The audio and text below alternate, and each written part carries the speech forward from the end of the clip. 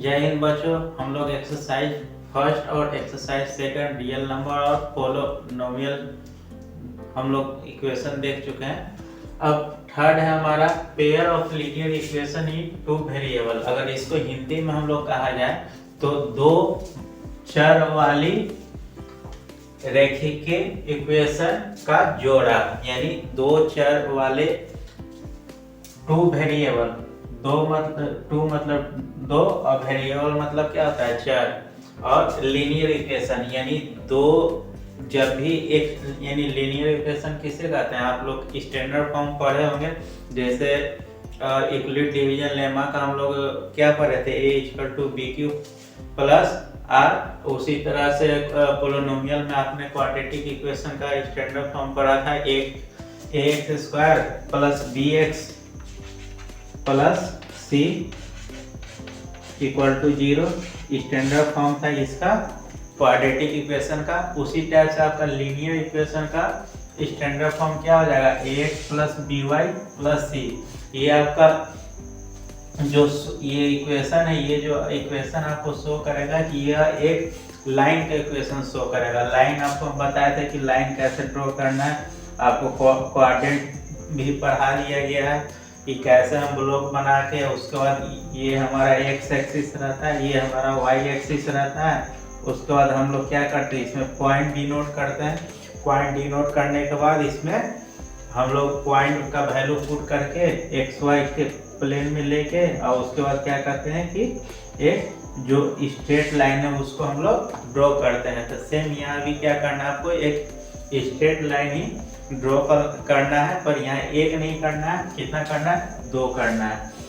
और दो वेरिएबल मतलब आपको पता है चर, और कांस्टेंट मतलब होता है अचर, यानी जिसका वैल्यू हर एक पॉइंट पे क्या होगा, चेंज होगा, उससे हम कहते हैं चर यानी वेरिएबल। तो यहाँ पे क्या कर रहा है, लीनियर इक्वेशन का ऐसा जोड़ा मतलब क्या होता है, दो, यानी दो लाइन का ऐसा जोड़ा कि उसका हर एक पॉइंट पे कुछ ना कुछ वैल्यू क्या होगा, चेंज होगा। तो लीनियर इक्वेशन का आप लोग पढ़ रहे हैं स्टैंडर्ड फॉर्म, इस फॉर्म में रहना चाहिए। अब देखिए जिस तरह से क्वाड्रेटिक इक्वेशन के लिए यहाँ पे क्या था, a नॉट इक्वल टू 0 आना चाहिए था। क्यों?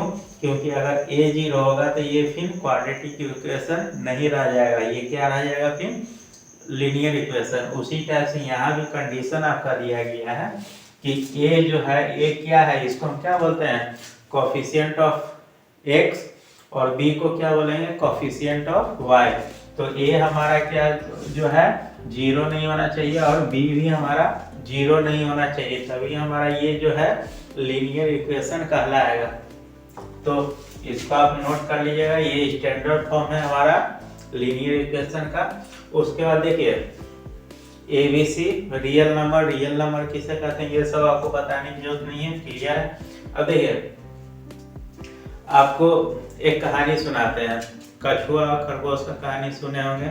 उसमें क्या, कछुआ और खरगोश जो है रेस लगाते हैं। यहाँ भी सेम उसी पैटर्न पे आपको लेना है, उसी के अनुसार आपको याद करना है। देखिए ये जो लाइन है AB को हम मान लेते हैं कि ये क्या है, खरगोश है, और CB लाइन जो है ये क्या है, कछुआ है। अब दोनों क्या कर रहा है कि इस लाइन पे चल रहा है, तो हमको ऐसा पॉइंट चाहिए, ऐसा जगह चाहिए जहाँ पे अब यहाँ पे कछुआ खरगोश जो चल रहा है वो अपना पैर का क्या हो रहा है कि निशान बनाते हुए जा रहा है। अगर हमसे कह दिया जाए कि कछुआ और खरगोश का जो है दोनों का पैरों का निशान किस जगह पे है, एक जगह पे, उस पॉइंट को बताइए कि उस पॉइंट पे कछुआ और खरगोश दोनों का पैर का निशान क्या होना चाहिए।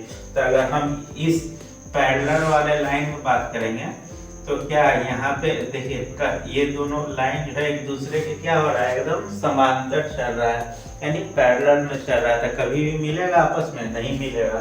तो आपका जो लीनियर इक्वेशन दो वेरिएबल का है, यानी पेयर ऑफ लीनियर इक्वेशन जो जोड़ा होगा लाइन का, उसमें हमारा कितना केस बन सकता है, 3 केस बन सकता है। या तो लाइन जो है पैरेलल है, या तो कट करे, या तो फिर वो एक दूसरे पे ही लाई करे। तो 3 कंडीशन हो गया। या तो पैरेलल हो जाए, या तो इंटरसेक्ट करे, या तो कोलिनियर हो जाए, यानी एक लाइन दूसरे लाइन के ऊपर ही बैठ जाए।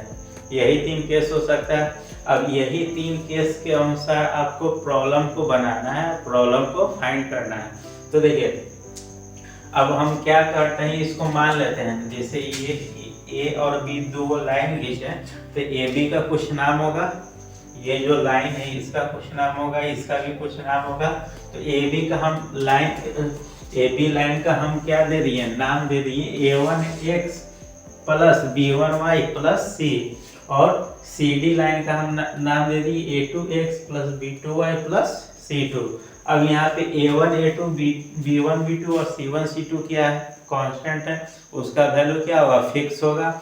और x और y का वैल्यू तो कुछ भी हो सकता है।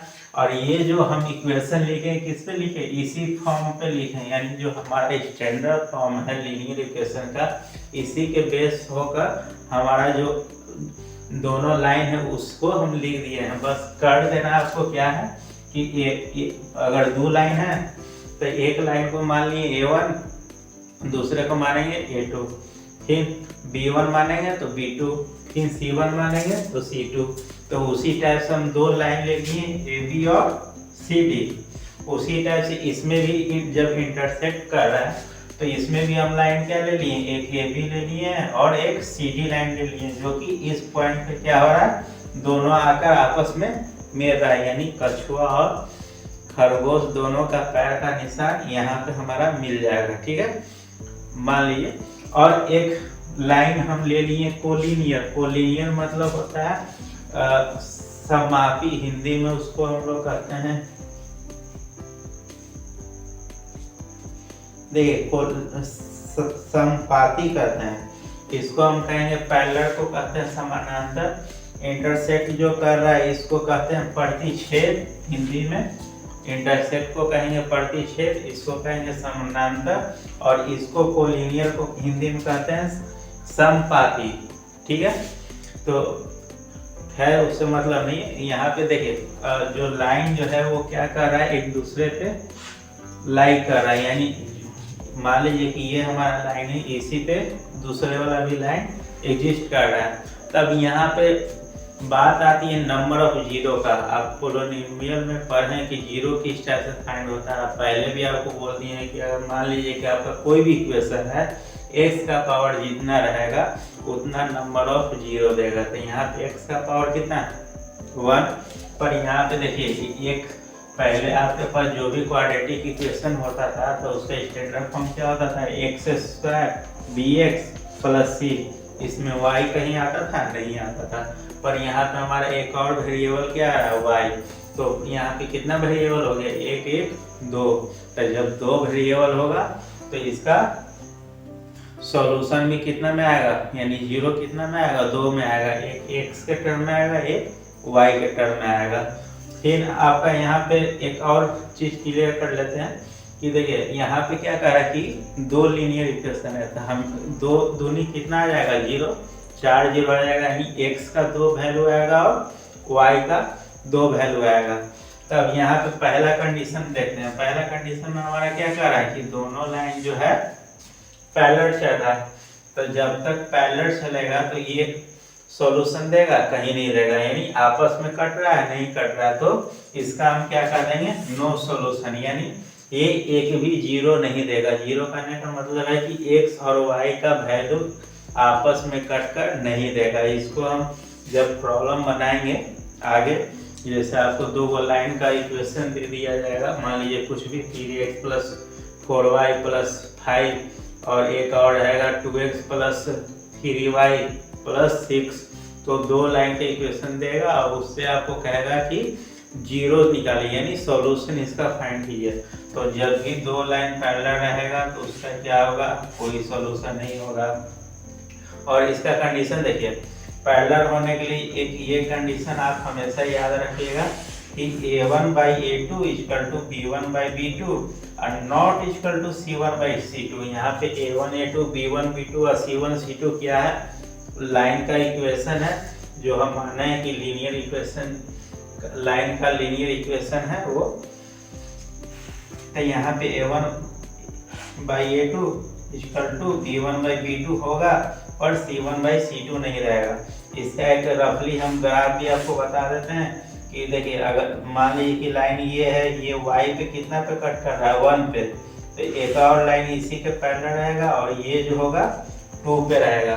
तो यहाँ पे C1/C2 क्या है, इक्वल है, नहीं आएगा। ये दोनों का रेशियो जो है ये दोनों के बराबर नहीं आएगा। ये आप जब आगे हम लोग बढ़ेंगे तो ये आपका धीरे धीरे क्लियर होता जाएगा। फिलहाल इतना आपको याद रखना है कि जब दो लाइन पैरेलल होगा तो उसका कोई सॉल्यूशन नहीं रहेगा। फिर उसका जो रेशियो होगा, यानी कांस्टेंट का जो रेशियो होगा, वो A1/A2 इक्वल टू B1/B2 होगा, पर नॉट इक्वल टू C1/C2 होगा। अगर हम दूसरे केस की बात करते हैं तो यहाँ पे क्या कर रहा है कि हमारा जो दो लाइन है वो दोनों लाइन क्या कर रहा है, इंटरसेक्ट कर रहा है, यानी एक दूसरे को काट रहा है। तो जब लाइन जो है एक दूसरे को कट करेगा तो यहाँ पे कुछ ना कुछ सॉल्यूशन देगा, यानी इस पॉइंट पे x और y का कुछ ना कुछ वैल्यू होगा। और कितना वैल्यू होगा, कट कितने जगह कर रहा है, मात्र एक जगह कर रहा है। तो इसका हम क्या कर देंगे, ओनली वन सॉल्यूशन। और जब ये सॉल्यूशन देगा तो देख रहे हैं कि एक लाइन इस टाइप से, तो एक लाइन इस टाइप से, तो इसका A1/A2 और B1/B2 नॉट इक्वल टू, यानी इक्वल नहीं होगा। और C1/C2 लीजिएगा तो ये भी कोई जरूरी नहीं है कि इक्वल होगा, हो भी सकता है, नहीं भी हो सकता है। पर यहीं पे आप हम कह देंगे कि अगर इक्वल नहीं होगा तो हमारा जो लाइन है दोनों, वो क्या करेगा कि इंटरसेक्ट करेगा। तीसरा केस देखते हैं। तीसरा केस में क्या है, कोलिनियर है, जिसको संपाती कहते हैं हिंदी में, ठीक है। तो इसमें क्या है कि एक लाइन है AB और एक लाइन है CD, जो कि इसी लाइन AB पे CD लाइन जो है एग्जिस्ट कर रहा है। तो यहाँ पे देखिए, यहाँ पे क्या हो रहा है, हर एक पॉइंट पे ये कुछ न कुछ वैल्यू देगा, यानी हर एक पॉइंट पे ये क्या कर रहा है, AB लाइन और CD लाइन जो है दोनों मिल रहा है। तो इसका अगर हमको कहा जाए कि कितना नंबर ऑफ सॉल्यूशन होगा, तो सिंपल सी बात है, जब हर एक पॉइंट पे इसको कट कर रहा है तो क्या होगा, बहुत सारा सॉल्यूशन होगा। तो इसलिए इसको हम क्या कर देंगे, इनफाइनाइट मेनी सॉल्यूशन, यानी अनगिनत सॉल्यूशन इसका मिलेगा। अगर इसका हम कंडीशन, लाइन का कंडीशन रेशियो की बात किया जाए तो इसका लाइन का रेशियो देखिए, A1/A2 इक्वल टू होगा B1/B2 इक्वल टू होगा C1/C2। क्यों सारा का सारा रेशियो इक्वल क्यों होगा, क्योंकि उसी लाइन पे एग्जिस्ट कर रहा है। क्लियर है। Pair of linear equation, pair of linear equation में आपको तीन केस मेनली बनता है, या तो लाइन पैरेलल होगा, या तो इंटरसेक्ट करेगा, नहीं तो कोलिनियर होगा। और तीनों का ये आपको हमेशा यूज पढ़ने वाला, ये बॉक्स को याद रखना है आपको। ये हमेशा आपको जब भी प्रॉब्लम बनाइएगा तो डायरेक्ट आप दो लाइन, आपको कहेगा कि दो लाइन है, उस दो लाइन का इक्वेशन दे दिया जाएगा और आपको कहा जाएगा कि देख के बता दीजिए कि ये जो दोनों लाइन है वो एक दूसरे को कट करेगा कि नहीं करेगा, सॉल्यूशन देगा कि नहीं देगा। तो यही रेशियो से आप इजीली फाइंड कर सकते हैं। एक्सरसाइज 3.2 जो है पूरा का पूरा इसी पे बेस है, ठीक है बच्चों। तो चलिए शुरू करते हैं हमारा एक्सरसाइज 3.1। 3.1 का पहला क्वेश्चन क्या कर रहा है कि Aftab tell his daughter 7 years ago I was 7 times as old as you were then, also 3 times from now I shall be 3 times as old as you will be, you know this intersecting। इसको क्या करना है कि represent this situation algebraically और graphically. यहाँ पे देखिए question number first है हमारा, क्या है, बाप और बेटी दोनों का सिचुएशन, केस का सिचुएशन दे रहा है। क्या कर रहा है कि आफ्ताब, मान लेते हैं कि आफ्ताब जो है वो क्या है, फादर है। तो आफ्ताब को हम मान लिए क्या, एक्स, और उसकी जो डॉटर है उसको हम क्या मान लेते हैं, वाई। अब ये क्या कर रहा है कि आफ्ताब कह रहा है अपनी बेटी से कि 7 साल पहले, तो 7 साल पहले हम क्या कर देंगे, यानी एक में से अगर हम 7 घटाते हैं तो क्या हो जाएगा, 7 साल पहले हो जाएगा। कह रहा है कि 7 साल पहले I was 7 times as old as you, यानी ये जो है 7 साल पहले 7 साल बढ़ा है किससे, ये अपनी बेटी से। ठीक है, यहाँ पे अक्सर लोग गलती करते हैं, क्या है कि क्या कर रहा है कि 7 टाइम ये बढ़ा है ना, तो यहाँ पे 7 लगा देंगे कि आफ्ताब जो है वो 7 टाइम बढ़ा है किससे, अपनी बेटी से। तो ये गलत हो जाएगा, क्योंकि जब यहाँ पे आप 7 लगाइएगा तो इसका जो वैल्यू आएगा वो इस y का वैल्यू आ जाएगा, यानी यहाँ पे क्या हो जाएगा, वैल्यू ज़्यादा हो जाएगा और यहाँ पे वैल्यू क्या हो जाएगा, कम हो जाएगा। इसलिए कभी भी क्या करा कि आफ्ताब बढ़ा है ना अपनी बेटी से कितना, 7 टाइम ज़्यादा बढ़ा है, यानी 7 साल पहले। तो एक कंडीशन आपका ये हो गया। अगर इसको हम सॉल्व करते हैं तो इस टाइप से लिख देते हैं x - 7, इसको हम लिख सकते हैं 7y और 7 × 49। ठीक है, ये वाला हमारा इधर आ जाएगा x - 7y और 49 को भी इधर ही लेके चलाते हैं तो इधर आ जाएगा, तो कितना हो जाएगा 7 × 5 = 42, 42 = 0, यहाँ हो जाएगा प्लस। ठीक है, और ये हमारा इक्वेशन क्या मान लेते हैं, इसको इक्वेशन फर्स्ट। अब सेकंड सिचुएशन क्या कर रहा है, कह रहा है कि also 3 years from now, यानी अभी से 3 साल बाद I shall be 3 times as old as you, यानी आफ्ताब क्या कर रहा है कि हम जो है अभी से 3 साल बाद, यानी इसको हम क्या मान लेते हैं x + 3, क्या कर रहा है कि वो 3 टाइम बड़ा हो जाएगा, यानी अभी से 3 साल बाद जो है वो अपनी बेटी से क्या होगा, 3 गुना ज़्यादा बड़ा हो जाएगा। तो अपनी बेटी से 3 गुना ज़्यादा बड़ा होगा ना, इसलिए 3 इधर लिखेंगे, क्योंकि इसका जितना वैल्यू आएगा यानी बेटी का जितना उम्र आएगा उससे वो क्या होगा, 3 गुना हो जाएगा। तो यहाँ पे क्या हो जाएगा y + 3। अगर इसको हम सॉल्व करते हैं तो लिख सकते हैं x + 3 = 3y + 9। अब इसको इधर लेके आते हैं x - 3y और 9 इधर आ जाएगा तो क्या हो जाएगा -6 = 0। इसको मान लेते हैं इक्वेशन 2। अब देखिए 2 हमारा लीनियर इक्वेशन आ गया, तो इसी को कह रहा है कि अलजेब्रिक फॉर्म में आपको डोनेट यानी शो करना है कि किस टाइप से हम इसको लिखेंगे। अगर इसका सॉल्यूशन का बात करेंगे तो देखिए इसको ग्राफिकली रिप्रेजेंट करने के लिए भी कहा जाता है। ग्राफिकली रिप्रेजेंट करने के लिए आप लोग को हम क्या बताएं, अगर फ्रॉम इक्वेशन 1 से मान लेते हैं, फ्रॉम इक्वेशन 1 से तो आपको ग्राफ ड्रॉ करने के लिए बताएं। पहले क्या करेंगे, एक्स वाई का ब्लॉक बनाएंगे, एक्स और वाई लिख दिए ऊपर और नीचे। अब हम क्या कर रहे हैं, पहला इक्वेशन से लेंगे। तो पहला इक्वेशन क्या है हमारा, ये है। तो अगर x का वैल्यू हम पुट करते हैं, क्या मान लीजिए कि 1 पुट करते हैं, तो 1 पुट करेंगे x = 1। तो यहाँ पे y का वैल्यू कितना आ जाएगा, 1 यहाँ आ गया। तो 42 × 1 = 43 और 7 43 उधर चला जाएगा माइनस में और बटा 7।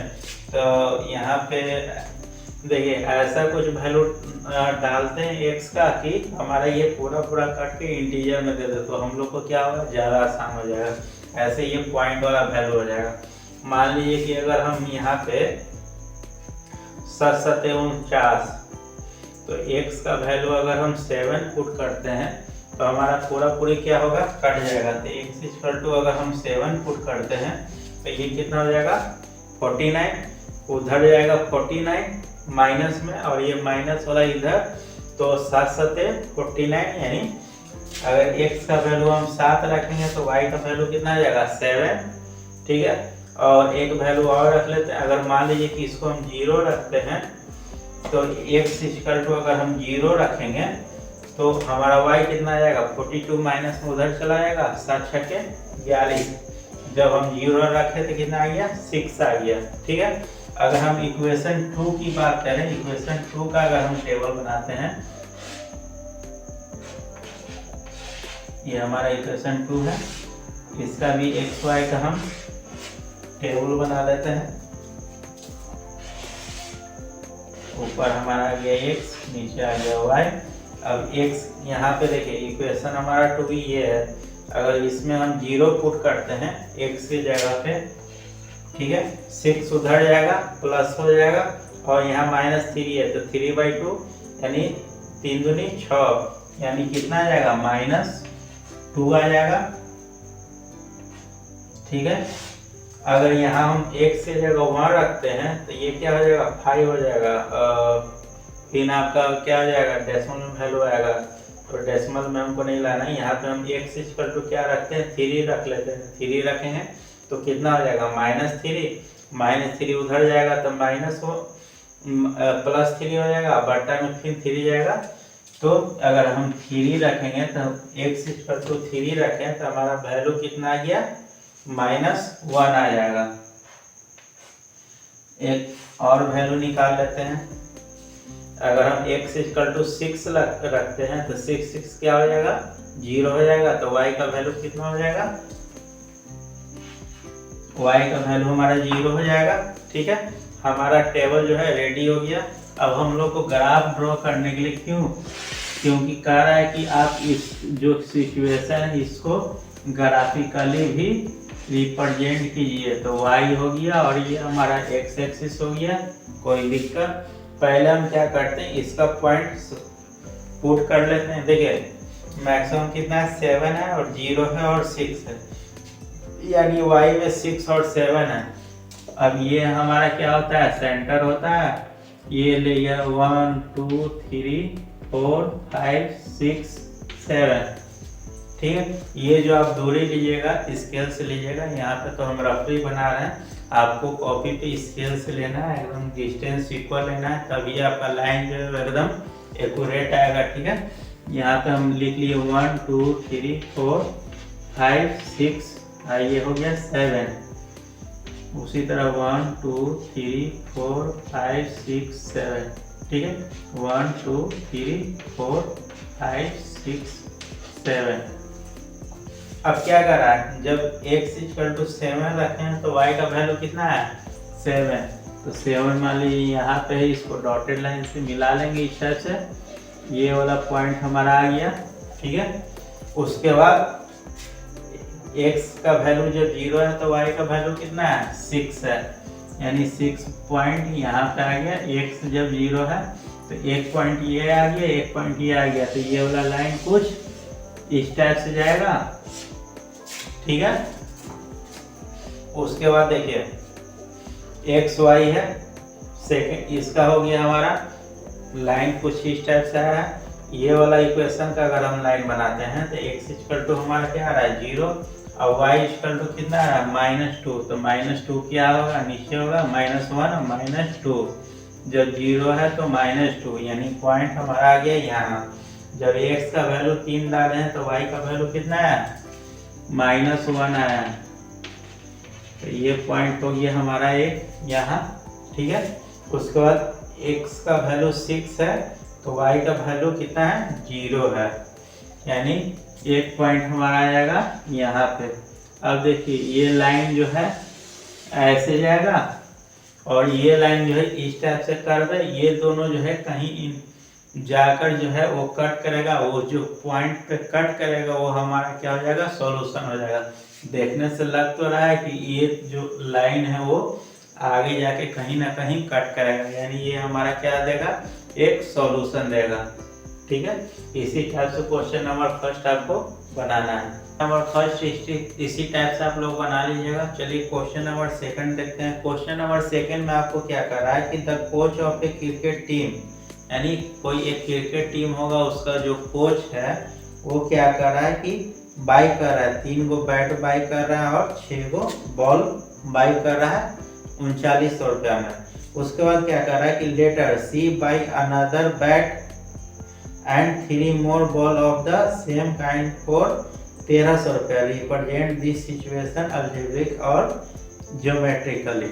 यानी फिर से आपको पहले इक्वेशन लिखना है, उसके बाद आपको उसको क्या करना है कि ग्राफ पे शो कर देना है।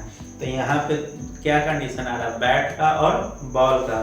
तो हम क्या करते हैं कि बैट जो है उसको हम मान लेते हैं कि x, बैट को हम मान लिए x, तो बॉल को क्या मानेंगे, y मानेंगे।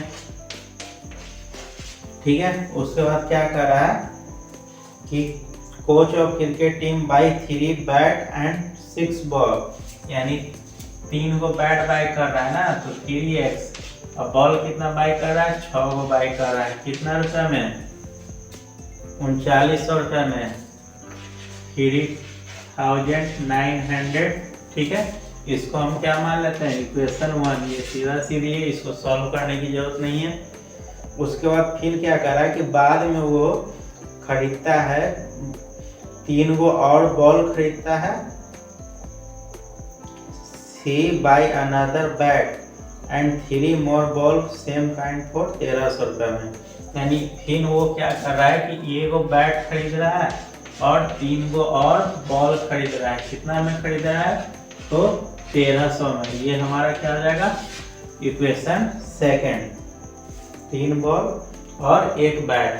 तो यहाँ से आप फिर से वही प्रोसेस करना है। क्या करना है, आपके पास 2 इक्वेशन है, ब्लॉक बना लीजिएगा इस टाइप से, क्योंकि ये तो आपका रिप्रेजेंट हो गया अलजेब्रिक। उसके बाद आपको क्या करना है, ग्राफिकली इसको रिप्रेजेंट करना है, और उसके बाद इसका आपको सॉल्यूशन फाइंड करना है कि इसका यानी बैट कितना में आएगा और बॉल का कितना वैल्यू होगा। तो पहले आप इस टाइप से इसका ब्लॉक बना लीजिएगा एक्स वाई करके, पहला इक्वेशन का, और उसके बाद सेकेंड इक्वेशन का एक्स वाई वैल्यू पुट कर लीजिएगा 2-3। उसके बाद वाई का वैल्यू निकाल लीजिएगा।